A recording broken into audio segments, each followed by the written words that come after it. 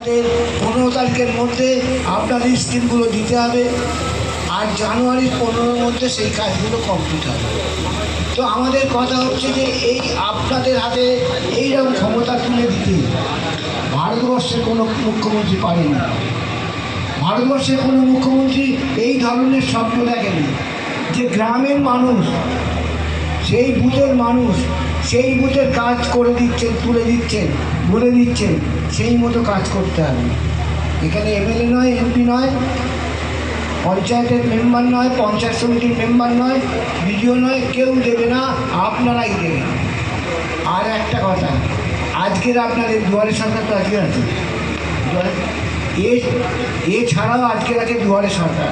দুয়ারে সরকার কে কী পাচ্ছেন না আপনারা জানেন। আপনাদের 73টা আইটেম মমতা বন্দ্যোপাধ্যায় করে দিচ্ছে। সেই কাজগুলো কেউ হয়তো বার্ধক্য ভাতা পাবেন, কেউ হয়তো বিধবা ভাতা পাচ্ছেন না, কেউ হয়তো রেশন কার্ড পাচ্ছেন না। এইরকমভাবে যে 73টা আমাদের স্কিম আছে, সেই স্কিমগুলোর নাম দেবেন, সেইগুলো সম্পন্ন হবে।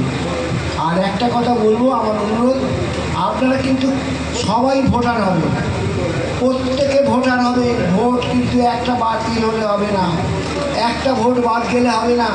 আপনাদের এলাকায় যে মানুষ আছে যারা প্রাপ্তবয়স্ক, তারা কিন্তু প্রত্যেকেই ভোট দেবেন।